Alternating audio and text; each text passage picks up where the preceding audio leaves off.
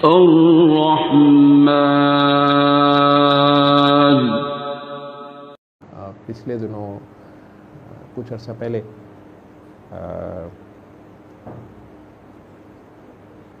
एक पेरेंट्स ने रब्ता किया। एक रिटायर्ड बड़े ऑफिसर थे, आर्मी ऑफिसर, और एक ब्यूरोक्रेट कम लॉयर रिटायर्ड माँ थी। शायद जज का भी इम्तिहान पास किया, लेकिन फिर उन्होंने ब्यूरोक्रेसी कर ली और वो उधर चली गई। और वो खैर गॉड नोस, वो तो जो भी उनका पास था।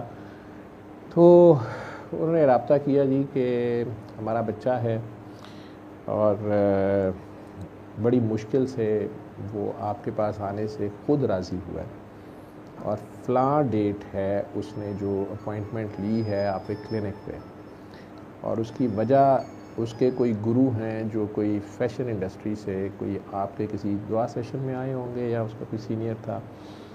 तो बहरहाल उनको देखने के बाद उसने कहा है कि मैं इनसे जाके तो बात कर सकता हूँ, तो मैं इनसे मिलता हूँ। तो हम चाहते हैं कि आप उससे पहले जो है हमें बुला लें, और हम थोड़ी सिटिंग करना चाहते हैं। मैं उन्हें कहा जी कि आप एक मेहरबानी करें, और मैं बाकी पेशेंट्स को भी कहता होता हूँ कि अगर कोई भी ऐसा मरीज़ जो आप समझते हैं कि साइकोलॉजिकली डिस्टर्ब है, या आप उसे अपनी तरफ से धोखा दे के किसी डॉक्टर के क्लिनिक पे ले जाते हैं, या चालाकी से ले जाते हैं, या आपके ख्याल में वो इलाज पे राज़ी नहीं होता, तो फिर कभी भी उससे पहले अंदर ना जाया करें। आपने जो इन्फॉर्मेशन देनी होती है या तो पहले 1-2 दिन पहले जाके दे दें, डॉक्टर से डिस्कस कर लें। उस बंदे को जब आप ले आए हैं तो उसके साथ चाहे आप अंदर आ जाएं, और अगर वो आप लोगों से कहे कि नहीं मैंने अकेले में मिलना है, तो फिर आप उसको अकेले में डॉक्टर के पास बैठने दें। शायद उसने अपनी कोई ऐसी इन्फॉर्मेशन शेयर करनी हो जो वो किसी से नहीं कर पा रहा। लेकिन ये वाला काम ना करें कि आप उसके अंदर आने से पहले खुद पहले अंदर आए 5, 10, 15 मिनट के लिए कि जी हम आपको ज़रूरी बातें बता दें। या साइकी से ज़्यादा एक और ख़तरनाक सिचुएशन होती है कि खुदा न खास्ता आपके किसी प्यारे को, किसी बुज़ुर्ग को, यूजुअली माँ बाप को, या पता चलता है आपको कि उन्हें कैंसर है या कोई ऐसी डेडली डिजीज़ है जो आपने उन्हें नहीं बताई होती। अब आप उनको ले आते हैं, लेकिन आपका अंदर आने का मकसद पहले ये होता है कि आप मुझे ये वार्न करें कि डॉक्टर साहब वैसे उन्हें कैंसर है लास्ट स्टेज, लेकिन आपने उन्हें नहीं बताना। अब ये बड़ी एक मेडिकली भी बड़ी गंभीर समस्या है कि हमारी मेडिकल एथिक्स जो हैं उनके मुताबिक ये है कि मरीज़ को सबसे पहले पता होना चाहिए, और ये मरीज़ का मसला है कि उसने अपनी इन्फॉर्मेशन किससे शेयर करनी है या नहीं करनी है। हमारा कल्चर ये है कि इस तरह की जो कोई ख़बर है वो मरीज़ को ना बताई जाए, ठीक है। अब समटाइम्स होता ये है कि माँ तो 40 साल की है, बच्चे बच्चियाँ वो 15, 16, 18 साल के हैं, वो अंदर आके कह रहे हैं कि आपने बताना नहीं है, हमारे अब्बू भी नहीं है और अम्मी को पता ना चले, और वैसे शौकत खाना वालों ने या फलां हॉस्पिटल वालों ने जवाब दे दिया है, या ये बायोप्सी रिपोर्ट है। ये डॉक्टर के लिए बड़ी सिचुएशन मुश्किल भी होती है। वो उस इमोशनल ट्रॉमा से अपने पेरेंट को या अपने लविंग वन को बचाना चाह रहे होते हैं, जो उनके ख्याल में इस बैड न्यूज़ से हो सकता है, या वो अपनी विल पावर लूज़ कर सकता है। लेकिन मेडिकल साइंस और लीगल इम्प्लिकेशंस ये कहती हैं कि हम उस मरीज़ को बता दें कि खुदा न खास्ता ये सिचुएशन है, और ये पूरा एक सब्जेक्ट है हमारा, एक अलहदा से एक पूरी ट्रेनिंग है, how to break the bad news. तो मरीज़ से भी उसकी एज को देखते हुए, उसके इमोशनल स्टेटस को देखते हुए, सारा कुछ देखते हुए वो बात को ब्रेक किया जाता है, सारा कुछ समझ के उसे बताई जाती है बात,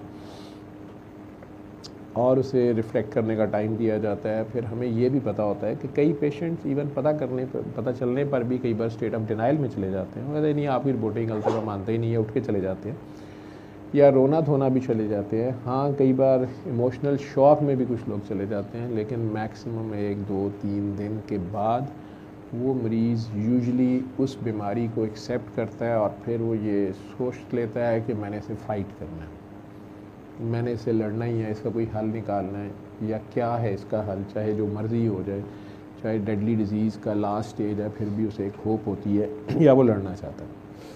तो वो 2-3 दिन उसे दिए भी जाते हैं कि कोई नहीं, खैर है, ये संभल जाएगा। लेकिन हमारे कल्चर में बहरहाल इसका बड़ा ख्याल रखा जाता है कि नहीं, अब्बा जी को, अम्मी को, भाईजान को ना पता चले, हम सब ने छुपाया हुआ है। और अब सारे आपस में खिसर पुसर कर रहे होते हैं। एक चीज़ मैं आपको बता दूं कि मरीज़ के लिए या किसी इंसान के लिए भी जो अननोन का फ़ियर है ना, वो बहुत ज़्यादा होता है कि मुझे पता नहीं क्या है। और समटाइम्स बीमारी इतनी बड़ी नहीं होती। अभी मुझे कोई फ़ोन करके कह रहा था कि ये हमारी बहन है, एंजियोग्राफी हो गई है, उन्होंने कहा है कि इनकी लेफ़्ट मेन स्टेम होती है कि मेन आर्टरी ब्लॉक है या ज़्यादा ब्लॉक है, तो इसके ऊपर बाईपास करना पड़ेगा, बाकी तो सारा ठीक है, लेकिन इतनी यंग एज में पता नहीं इनकी कौन सी ये नाली कैसे बंद हो गई है। तो डॉक्टर साहब वो एक नाली पे हमें कह रहे हैं बाईपास करें। मैं कहा बेटा ये लेफ़्ट मेन स्टेम है, तो इसमें फिर डॉक्टरों के पास फौरी बाईपास ही इसका हल है, अदरवाइज़ ये मेन आर्टरी बंद होगी तो नीचे सारा हार्ट चाहे ठीक है वो उड़ जाएगा। और इसमें स्टेंटिंग इसीलिए रिस्क नहीं लिया जा सकता कि सारा हार्ट ब्लॉक हो जाता है एकदम सडन। जब उसमें स्टेंट भी रखने की कोशिश की जाएगी तो आगे सारी ब्लड सप्लाई बंद हो जाएगी, तो उसका हार्ट जो है उसकी पंपिंग बंद हो सकती है, रिदम ख़राब हो सकता है, बिल्कुल स्टैंड स्टिल पे जा सकता है।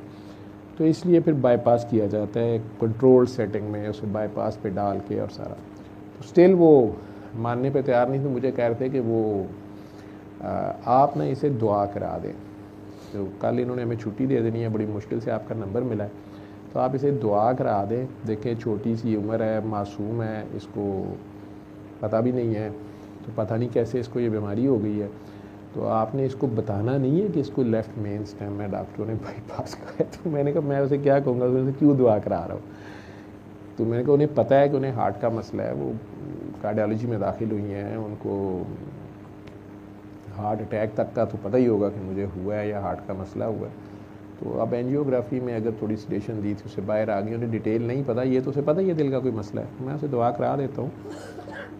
तो सारा जोर उनका ये था कि नहीं मैं परे होकर फ़ोन सुन रही हूँ, वो मुझे देख रही है। तो मैंने कहा इस तरह अगले बंदे को और शक पड़ता है, वो और खौफ में जाता है।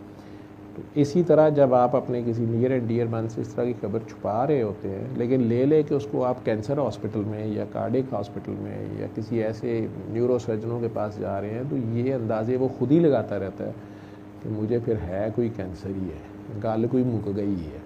तो ये जो शिशोपंज है ये मज़ीद उसको तंग कर रही होती है, किसी एक साइड पे लगने नहीं देती।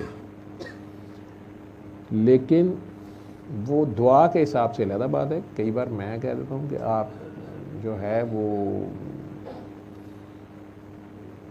मुझे खुद बात करने दें, बस इन्हें दुआ करने दें, लेकिन आप बाकी इन्हें कुछ ना डिटेल्स बताएं, वो मैं कर लेता हूँ। लेकिन जहाँ तक डॉक्टरी जब हम कर रहे होते हैं तो फिर डॉक्टरी तरीके से जो है उसमें वैसे ही चलना पड़ता है। तो जहाँ तक तो बैड न्यूज़ ब्रेक करने की बात होती है, डिबेट है हर जगह पे, लेकिन डॉक्टर्स हर जगह प्रेफर करते हैं कि उस पर्टिकुलर मरीज़ को बताया जाए, ताकि अगर उसने कोई अपनी विल भी लिखनी है, उसने अपने कोई लीगल एक्शंस करने हैं, कोई उसकी रिस्पॉन्सिबिलिटीज़ हैं जो उसने डिसाइड करनी है, तो वो टाइमली उसको कर ले। इस डिले का किसी दूसरे को खामखा फ़ायदा और किसी बेचारे को नुकसान ना हो जाए।